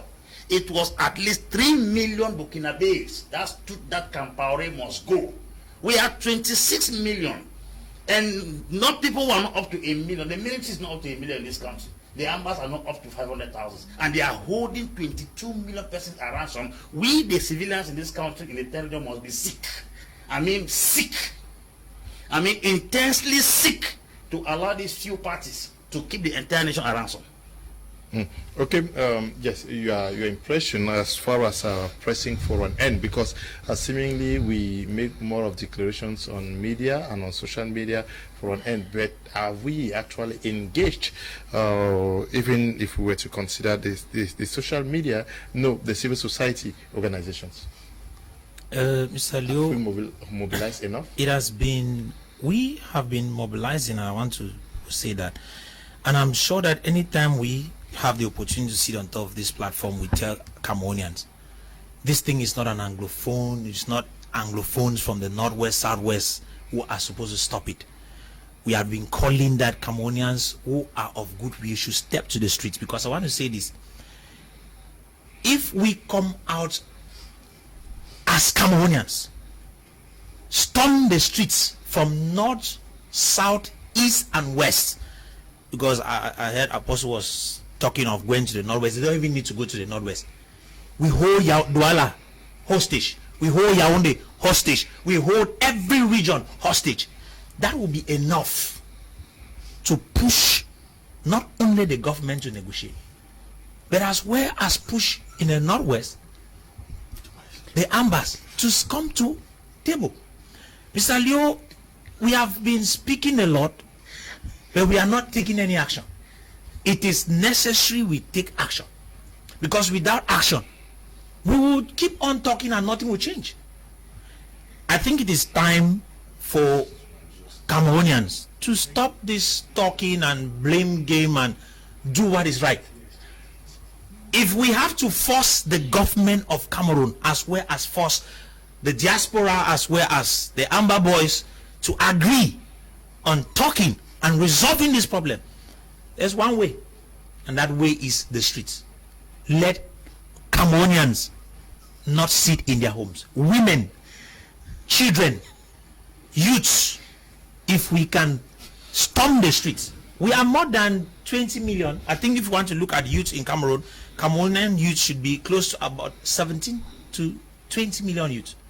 If these youths choose to take this nation hostage, I want to be sincere, there is no way that the Cameroon government will keep on. They will come to settle this issue. Because, you see, we claim that we are one, but when something is happening in the northwest and southwest, the people of Littoral or the south or the north, they are living their life the way they want. But if something like this is happening and everybody take it as their personal concern, it will change the face of things. So the reason why you see the thing prolonging and nobody is willing to take any step is simply because most of us Cameroonians do not want to accept that it is our problem. Especially those of the French-speaking section of the nation. It is not something that concerns them. And if they come to that place where they see it as something that concerns them, then we'll change the whole thing. Are we not also helping to polarize the nation by tagging a part of the nation? We are talking about across the board. I just used that because highlighting the fact that yes, I just used that because if you notice very well, there are situations in which I've stepped in and they said it's a vote problem. That is where there's an issue. So, but if we could come together and work, you are highlighting it. I just highlighted. Yes, and when you highlight it broadens the problem. Okay, don't pull me on the highlight. Pull me on what I've been saying, which is more important. That Cameroonians should work together and make sure that they can come to the streets and close this gap that is existing right now. Robert Malangfe, have we been taken hostage? Has the nation been taken hostage? Is the nation helpless? No, everything is under control. All right. The issue is that we are faced with extremist demand, where someone stands only in his point and does not want to move a step. For instance, the government will say, I have done this, I have done that, this is what I have done to bring change. But the separatists really, they still stand on the path of separation and they are fixed there. They have not even changed a step. I understand with my brother when he says that at times when he sees to people of the other region and he talks with them and they give a response that he really does not feel satisfied. I myself, I talk with some Francophones, and the statement they always respond is that if actually the legitimate problem that the Northwest and the Southwest had, if they stood by it, everybody knows the problem, the head of state accepted it, that will do some changes progressively. If the people of the Northwest and Southwest region were giving this their legitimate problem at first, it will be possible. But now they are helpless. This side, they are saying that they want to separate. Separatists have picked up arms. How do they come in? Are they coming to say that, okay, President Pobia allowed them to separate and go?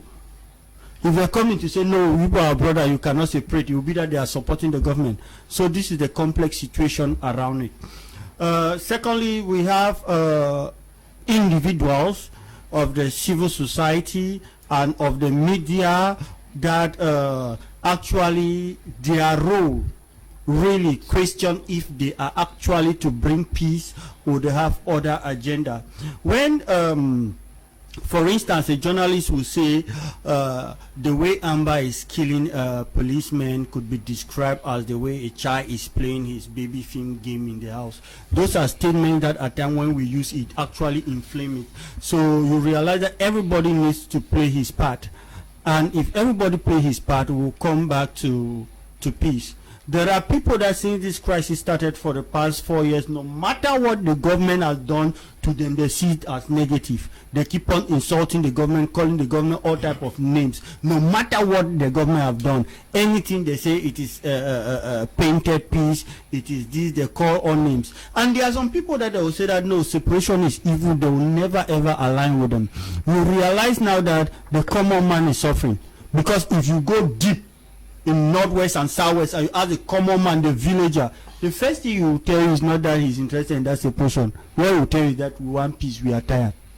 And now that common man is there. It's difficult for his voice to be heard because people, the influential people of the civil society, the people of the media, the analysts, everybody already have a static site that you need to talk and say this side, because if you don't say this, you will not feel free in the Northwest and Southwest region. You have a business there. If you don't say this, the government will not be okay with you. So you realize that there is this division among people. Then you also go now to elite. We have elite that actually they are standing by their people, and we have elites that are actually not standing by their people. Like for instance, you look at the effort of the parliamentarian of Kamer, you know his effort that Honorable Ngala has done to ensure that there is peace in his area. But you look at some other, they are actually that cordon is not actually between the two of them to keep them closer. You go at the level of chiefs. There are some chiefs that actually you don't know where they stand.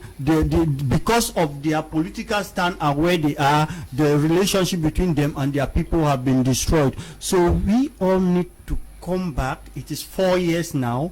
Sit, reflect as a people. We look at the damages, we look at the effect, then actually we stand now as a people to really say, let us stop this war. Because at the end, it's all about stopping this war. Okay. And if we decide to stop this war, we will actually stop this war. Let us forget about those in the diaspora. Because I won't lie to you people who are viewing me at home. Those people in the diaspora, they are doing their lobbying for what they want. I even pity those that are picking on arms in the name of supporting them. Some people may actually say that I'm inflaming or their way of interpreting, but I'm just telling the truth. That some of them, they are lobbying. We know some of them that are selling newspaper in Europe and now they have houses worth 700 million. So please, please, please, let us look at the destruction. They will ask ourselves question again. Okay. Then at the end, we will have to collaborate with our government to bring peace and forget about separation. Good evening, Mr. Liu and crew. Divide and rule has worked to the advantage of our politicians to the extent that they care less about the downtrodden. Before thinking of going out en masse, we have the Anglophone syndrome first, that then the Sardinard, Tontina, etc. to fight first. Derry Kado, Mifikat, writing from Chang, Mr. Leo, good evening. Going out in number as a panelist is the best statement I've heard on that platform concerning Francophones. Okay, they have a culture or Cameroon, very appealing to the phone. Cham is writing from Douala, please. I will not encourage anything that breeds a division. I will not be a party to anything that breeds hatred towards anybody. So if you write anything that insults, that that actually is not good for any other person, I won't read them. We are there for reconciliation, we are there for love, we are there for peace. I'm sure that is one of the commands God gave us, or Jesus Christ gave us. So we should not think that because I am on TV, I'm going to cause people to hate each other, I will cause people to divide, and the host of others. I won't read such messages. Good evening, Mr. Liu. The nation is in a transition, and the response of the people will determine how fast we will make it out. I see some diaspora coming home for dialogue. I pray it comes quick, for very soon our head of state will be okay. Our revolution is destined to be blood-free. As we see from the divine agenda, we have men among us who carry the solutions for the prosperity of the nation. Apostle Nelson Ashu writing. Okay, I hear you people there say step to the street. Do they come to the studio to speak without examining? Have they forgotten what happened to those who stepped to the street before? Frank Bonginjo, good evening to you. This one says, good evening, Davidson from Moyuka. Nice topic, objective argument from Kedia, since it's not about CPDM. As concerns Cameroon, the person who declared, okay.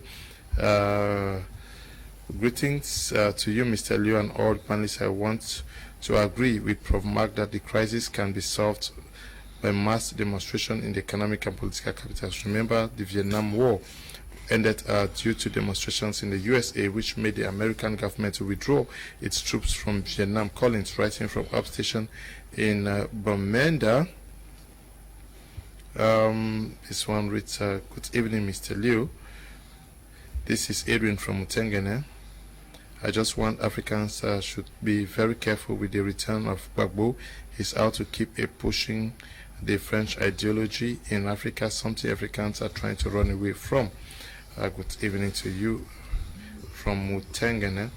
Apostle Ambi, I really admire the way you put your talks. You are so intelligent and interesting to listen to. Luther is writing from Limbe. I believe Gbagbo is real. Likewise, Ouattara, but Cameroon should stand up and take this challenge. These leaders practically have been and are still mindful of the people under them. But in Cameroon, the president has never stood for his country and is really okay. Good evening to you, my brother. Good evening to you in the studio. The reunion between Ouattara and Gbagbo is a step forward which other African presidents should copy, because some do not even want to see their opponents, which is really poor, because politics is evolving with time. Terence is writing from Mutengene. Good evening, Mr. Leo and co-panelists. A great program.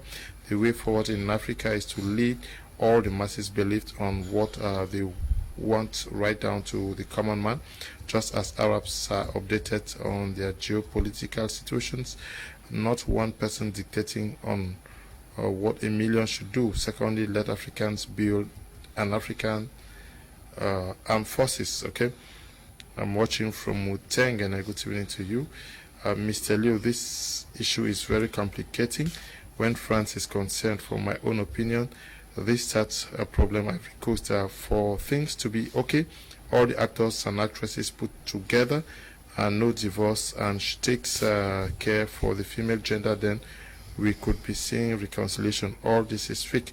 And you're writing from Boya. Dr. Ngonyam, how do we get all the forces across? Tomorrow there's going to be a convention by women in Yaoundé. Women from all 10 regions of Cameroon are converging on Yaoundé tomorrow for a peace conference. Do we need a broad-based coalition force, political parties, almost everybody to work and discuss towards a peace and an end to the crisis? Yes, it's very important that all Cameroonians, young and old, should be thinking about peace, not violence and war. And whatever you can do in where you are, do the best you can where you are with what you have, to obtain peace. So the women are meeting is a good example. Other women elsewhere should be meeting, men should be meeting, everybody should be meeting and talking the peace agenda. Is very, very important. But like Mark and Apostle Ambe were saying, that people should storm the street. You're not going to see it happen. It will not happen. Even if that's we thought that's how it's going to work, it will never happen in the next 50 years. Why am I saying so? Because what is it that motivates people? If you look at Maslow's hierarchy of needs, the thing that motivates people to do what they are doing. Why should someone just lay his life out there just for you? The way we are brought up differently, and why the Anglophone citizen is thinking differently, the Francophone citizen thinks differently, and you think the Francophone citizen is going to sacrifice his life for you, you are wasting your time. It's not going to happen. So, but there's no need even to be saying, oh, let's generate this pressure so that President Pobia can do it. No, he's going to do it. There's going to be dialogue, there's going to be reconciliation, and there's unity, and there's no need for all of that. It's going to happen sooner than later. Thank you. Many people are still waiting for the white smoke from the crystal ball. Well, keep watching my lips. Distance is not a barrier. No. When you the point that we are missing out on is we like you and I, you know my crystal ball. You've seen it before. And Kedia, I'm sitting here. I can read the writing on the wall, but Kedia can't. I can see the thing written. So there's no problem. Yes. How do we bring people across the board in Cameroon to force everybody? Because you say many persons have been taken hostage, and we cannot explain that. How do we put an end to that? Mr. Leo, this thing has to do with a goodwill. Okay. Yes, I think we do not first of all have the will as a people. The will is not there. There's a lot of justifications. Too much justification, both from the side of the government and even the masses. Mm-hmm. And with this, it stands as a wall and it stands as a barrier for other things to manifest. I'm asking that, how do you explain that other countries can see peace brokers in our country and we have not seen them? How do you explain that a country as big as Zimbabwe, with two political rivals, Morgan Van Girai and Mugabe, a Cameroonian is selected by the AU to go and broker peace there. He goes there and he succeeds. Then in our own house, we are looking towards the international community to come and solve a problem that we have somebody that has solved like similar problem in another country. It tells that there's no will. With the ideas we pour forth every day from TV platforms, are you telling us that if the will was there, they wouldn't have even at least stolen these ideas to engage for a peace process? The national dialogue came. A lot of Cameroonians who did not go to national dialogue wrote proposals. Are you telling me that within 26 million persons, not up to 1 million people are able to provide solution to a problem we are going through? I'm asking, which international community came to help Kagame as a single person to solve the Rwandan crisis? The will is not there. Because from every facet in this nation, solutions have been proposed to this problem that if at all we had even managed to engage the least of them, would have covered a very great mile as far as this challenge is concerned.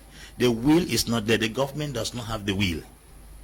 The government has a particular philosophy that they have maintained that somebody said, if you tie a pigeon on a piece of rope, on a piece of wood, and the pigeon struggles to fly for so many years, and it doesn't go, the day you untie that pigeon, it will not fly again, because subconsciously, the pigeon knows that it has been tied. This government has at their subconsciousness that guns will solve the problem. So every other thing you are bringing right now, it's like that pigeon that even though they have untied the leg, it has refused to fly because in the mind it knows that it's still tied. So the greatest captivity is not in chains when your hands are tied. It's mental captivity. And I'm sure our state is going through a mental turbulence, mental captivity, to have believed that they will use an iron fist to solve this problem. It is a mistake of monumental proportion. I think they should be neutral and be flexible, be open to ideas. They have their own dialogue. They have their own approach. No matter how many ideas come from which angles. I have also on this platform asked that, are we the first country to go through such a challenge? No. Liberia and Sierra Leone civil war started in 1991 when Prime Minister Milton Mugai was killed. His brother Abe Mugai took power. That crisis ran from 1991 to 2002, 11 years. 11 years. When United Nations went there and failed, it was Britain that decided to come because they were the ones that gave them independence in 1961. They came there to solve the crisis. I'm asking that we don't know the crisis in Liberia when Nigeria sent Okomok soldiers to go and fight in Liberia. We don't know the crisis in Mozambique. We don't see the crisis in Sudan. Can't we learn from all these crises and draw inspiration from them and solve our own problem? Do we need some helicopters or some aircraft to fly from New York with UN emblems on it to come and tell us that the UN, the AU, the UN is made of human beings, blacks and white. Those blacks and whites are in this country. One of the black is this man sitting here, Apostle Ame Valentine. Another black is Dr. Nick sitting there. Another black is Professor Mark Anthony. Another black is Kedia. Another black is Tumfo Nico Halle. Another black are many Cameroonians who can sit down and solve this one. I don't see this thing being above us. The will is not there. Whether we give 1,000 solutions, the Englishman says, when there is a will, there is a way. And if there is no will, no matter how much way or how many ways you put, it will not go. So our major challenge here in Cameroon is not the absence of a way out of the crisis. But the will should be on both sides now. The will. It should be on both sides. That's what I'm talking. The will on the separatists and the will on the separatists find everything wrong. The government also finds its own way. That's why I say both sides, there is no will. We don't have the will. We don't have the will. There is no will. But we have ways. So he has seen a crystal ball. He has a crystal ball, and he has seen. There's a way. I've seen a crystal ball. It's coming soon.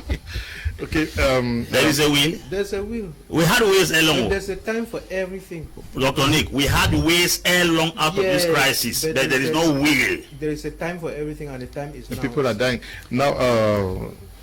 Professor Mark Anthony. Now, what should people be doing? He says that there should be will on the side of the government, there should be will on the side of the separatists. Should the people just surrender their faith to the government till when the government would think that, okay, I'll discuss, or till when the separatists would think it's also time for them to drop the guns? That is not what I'm going to accept, because sitting and claiming that might be you are waiting for the government to solve the problem, or waiting that the Amber boys will drop their guns and accept or come to solve the problem. They are war merchants, eh? It's like giving away your own life. That is something that as an individual, I'll tell every Cameroonians, we must be the first people to choose to solve the problem. I heard Apostle Ambe talking of a will problem, which is true. We are the persons who are supposed to develop that will. I mean, every Cameroonian per se is supposed to develop that desire to see this problem solved. Because when we have that will power empowered, each one of us will believe that we are the sovereign people of this nation.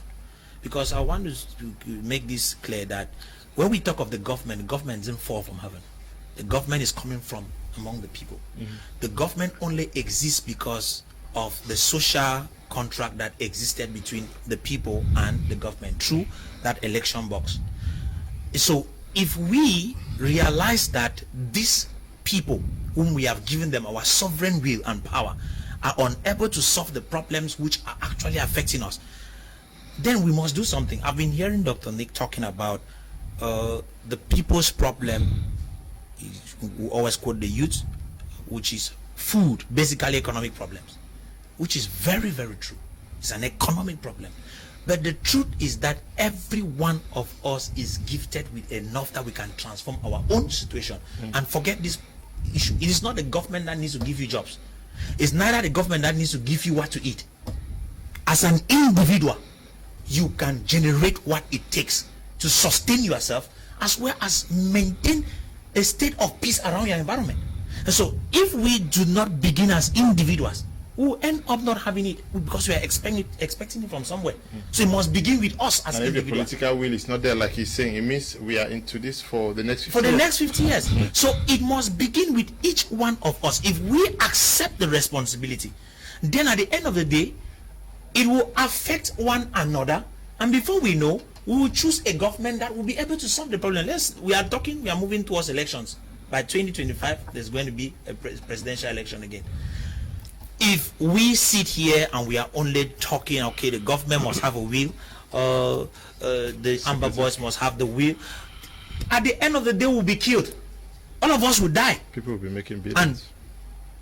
And so, Mr. Liu, I think that each Cameroonian needs to take that responsibility to become a peace crusader in his own environment. We must decide as individuals to say, okay, we want this problem to be solved. I play my part, you play your part, each person plays their part. At the end of the day, the government will have a reason to join us, as well as the ambassadors will have a reason to join us. And before we know, the problem would have gone off the table. Okay. How do we change the strategy? 4 or 5 years, things are not working. Do you think there's need for those who are expected to show the political will to change strategy so that at least the people can have some peace? Yes, that's why my first round when I was talking, I said it's time for us to look at it. It's 5 years. We need to sit and reflect and look for the way forward. We have seen other battles that has to do with separation, how many years they took, and we've seen their effect in the ground. So it's time for us to really sit and think again and look at the definition of goodwill, because everybody has his own definition of goodwill and his own way of looking at of goodwill. Some will analyze and some will say the government has no goodwill. But actually, me, I don't see it in that perspective. Maybe we have two different definitions of goodwill, because I remember the people coming up telling the government that they want inclusive dialogue. When we talk about inclusive, it means everybody should be brought in. It means federal. It means federalists. It means those for unitary system. Everybody by themselves, and that's the meaning of inclusive. Everybody must be there. That is what I heard the people talking on TV, asking for inclusive dialogue, and the government gave inclusive dialogue. Some people come further to say they don't want inclusive. They don't want inclusive dialogue. They want. Please let him talk now. Go on. That's why I said that the honesty is not even there. Some people think they have monopoly over what is right. You are not being honest. Understand what is there. Okay, and you are honest. Very honest. That's the problem. You are very honest. I am not honest. This one is honest. The other one is not honest. This is 4 years. We are here. That's the problem. That's why I said that we should sit and reflect and know what is going on. If actually we are sitting here today, maybe I thought that as us analyzing, people will be talking about the dialogue and the outcome of the dialogue, how to implement it. But when I hear people say there was no dialogue, it simply means that there are people that have taken stand, then no matter what the government says, they don't care. If I am sitting here with intellectuals and they are talking about the fact that there was no dialogue, I ask myself question. What we should be talking about is implementation and the process of implementing it. That's what we should be playing. But when we say there was no dialogue, it means that we've taken a stand. And that's why we are here. This is 4 years. This is 5 years going. This is the same thing. People say demilitarize the zone. The government did it. They brought back military out of the zone. The number that is there, they are just few for internal security. Now they are killing them. Very soon when they send back military, people come back, say demilitarize the zone. They will see say the government is doing nothing. Everything the government does, nothing. Are we aware that in this country today, as we are talking, the general examination, for instance, for ENAM, we have 50 magistrates and 30 court registered just for Anglophone before the general concours that will come for Cameroonian, which Anglophone will still write. Those ones, we don't see, there's nothing. The government have done nothing. Now, let us say the government has done nothing. At least what the government have done is cosmetic. These separatist fighters, what step have they done? We have people that are struggling in the background, in the civil society. We have people, like for instance, Honorable Francis. He has struggled to make a background dialogue in Ghana, that at least people should come and let's discuss. If it is not authorized in Cameroon, let's sit in Ghana and discuss. What did the separatists say? That no, they cannot come in Ghana.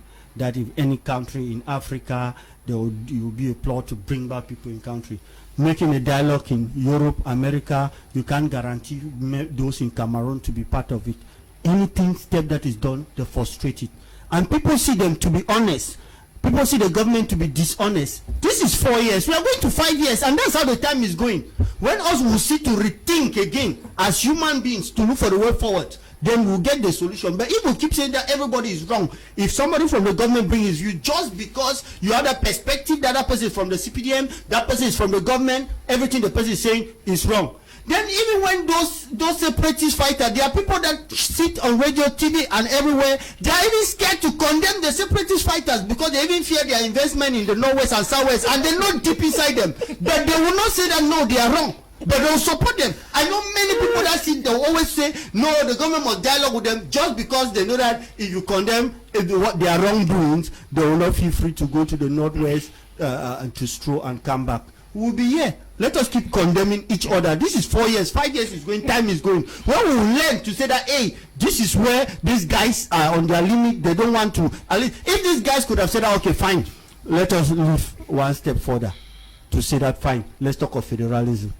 They don't. They are there. Come to Ghana for dialogue. No, Ghana is very bad. They want to get us to the country. Do this, do this, do this. There are efforts that have been really done behind. Members of government and members of those CPDM that people come, they insult, effort have been doing. But the guys stand on the same place, they don't move. The government must hear to their own, they are dictators, the government must follow them. People will get, because they are afraid, they'll support them. They know they must discuss with them, they must discuss with them. Are we aware, viewers? We know that there are diasporas there with good heart, eh? Even those that are separatists, we know those that are ready for dialogue, eh? And we know those that are looking for legitimacy, that if the government call them today to discuss with them, it will give them legitimacy for those other countries and NGOs that have asked them to bring legitimacy so that they will support them with arms. The government knows that. So when you are calling for dialogue, the government has already calculated A, B, C, and D, and know the agenda of some of them. There are those of them that we know that will call them, they'll come, they'll dialogue with goodwill, and we have those that have agenda. So we should be honest. Why is it difficult? It is true. Many persons are vexed by what is happening on both sides, but this whole issue of forgiveness, why is it difficult for people to forgive? Thank you very much. Before I answer that question, I just want to call the attention of the public that is listening to us, because when you listen to someone like Kedia talk, they shout, and then they shout a lot and raise a lot of emotions, and you can't see clearly in what they are saying. Now, let me, you see, I'm very quiet just because I want us to get something very clearly. This war would have stopped a long time ago, except for two things that have happened between 2019 and today. The first thing, when Kedia is talking, say, oh, this one implementing this, you cannot implement something from something that fails. I said before, without chewing my words, that the major national dialogue was a failure. So you cannot implement something from a failure and expect it to work. That is the bottom line. So why is it that we don't have peace? And why is it that there's still a lot of violence going on and things don't seem to be working? Two things. The major national dialogue, if it was true and good, and if it had followed the principles of a dialogue, the problem would have been solved. But it did not. That thing, I was there, it was cooked up. So it did. So when KJ is talking, he's just making noise. Now listen. So we are going to have a new dialogue that will replace that one, and will be true and good, and that's when the problem will be solved. The second thing, we might have gone some steps by now, but this COVID came accompanied by the COVID gate, adding insult to injury. So those two things. That's why we are still suffering.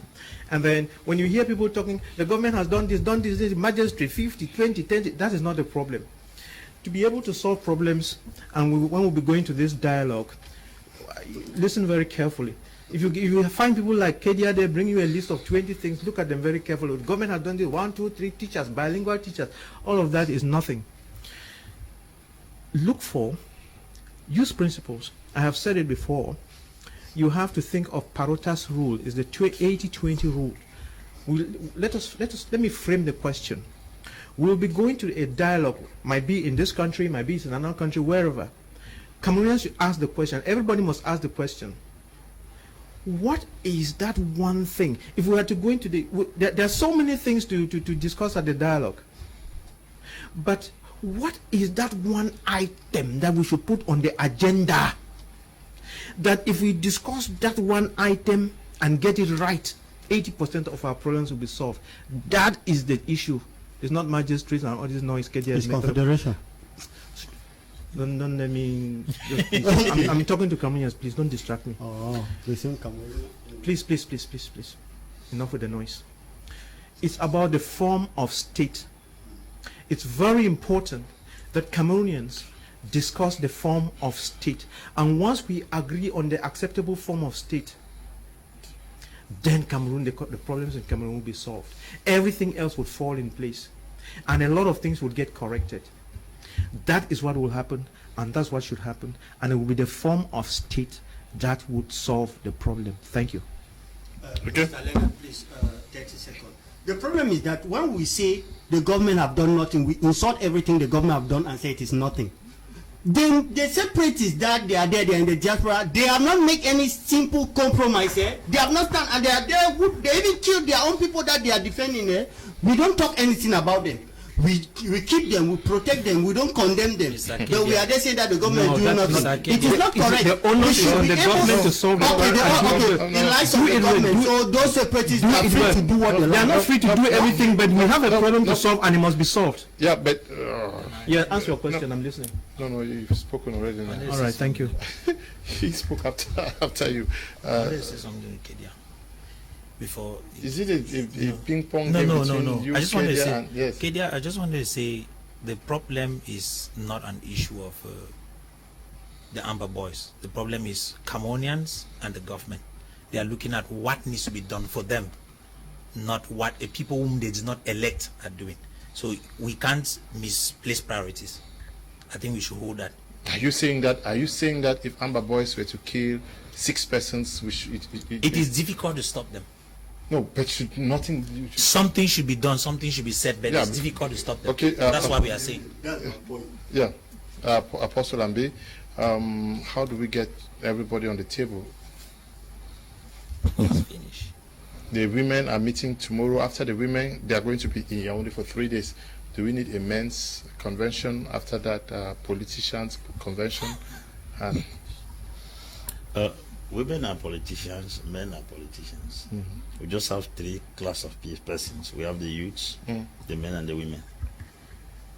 If the youths meet, the men meet, the women meet, I'm sure these 3 gatherings have the capacity to decide on what will happen in this country.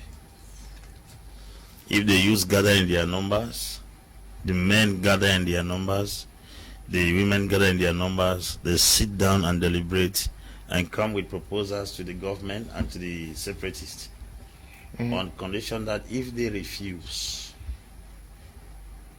the proverb that my father told me some years ago shall be fulfilled.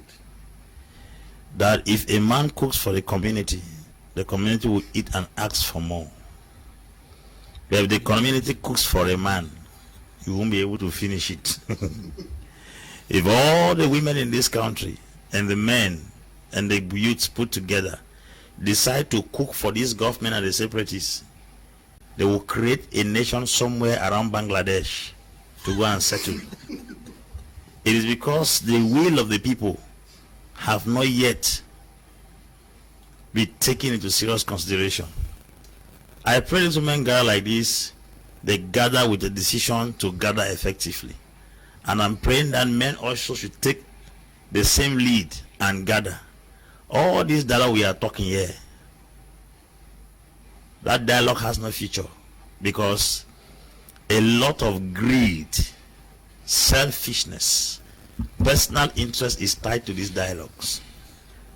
And if at all the masses who want to change things in this country, let the women of the 10 regions, the men and the youths decide to cook for this government and for the separatists. Okay. Once they will serve them what they have cooked, then they will know that you cannot eat what a community gives you and still survive. Okay. Peter Key says that Liu is La République agent. Peter Key, I am reading. Yeah, he's not alone. I read it because many persons say so. Peter Key, just to tell you that I am not recruited by Ambazonia to run their propaganda. Neither am I recruited by anybody to run their propaganda. I am a journalist who is objective, which means that if people talk about the government, they should also talk about the separatists. True. That is my role. I was trained to be objective. I am on nobody's side. If you think that I will run a program that heals everything that the separatists do and lambast everything that the government does, please, I will not be fulfilling my responsibilities as an objective journalist. And I will never do that type of journalism just to please persons like Peter Key. Your insult and whatsoever will not change what I do, but I'll only pray and tell you that I love you. I will not hate you back, and all of you will say similar things. We just pray for peace, and I'll continue doing my job. That's all. I want to thank you, Dr. Nick, for coming. Thank you very much, and again, our listeners, keep the faith, keep the hope.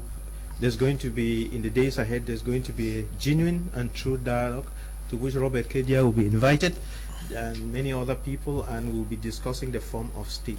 After that, there will be reconciliation and unity in the nation. Thank you. We'll be able to solve our political problems, economic problems, development problems, and we'll change our education. And that will put money in the pockets of the youths. Okay. Thank you for coming. Thank you, Leo. Thank you, Cameroonians. It's always a joy to be here. Good night, everybody, and stay safe. Okay. Thank you, too, for coming. Thank you, Leo, for the opportunity, and to the Cameroonians who are watching at us, we say thank you for giving us your ears. Thank you to my fellow panelists for being there with us to discuss. Okay. And Kedia, thank you for coming. Thank you very much for the opportunity. I want to tell separatist fighters that I will keep on condemning them. I know other people are scared to condemn them because maybe they are scared to go to the North and South, but I'm here and I'll keep on condemning them whether they like it or not. I want to thank you, Mr. Leonard, for inviting me, and most importantly, the head of state that through Professor Boyomo had to send me here to represent the CPGM party. Thank you very much. Okay, I want to thank you all who took time off to watch the program. Thank you very much for all the comments on social media. I'm reading all of them and very encouraged by what you say. And to you, Desmond, and Eli, and Bertrand, and Noel, and not forgetting you, Tabi Tambe Bryant, who is doing and supervising what we are doing here. If you think it's easy to do journalism in Cameroon, please just come and sit here for one day. Stay blessed. Bye-bye.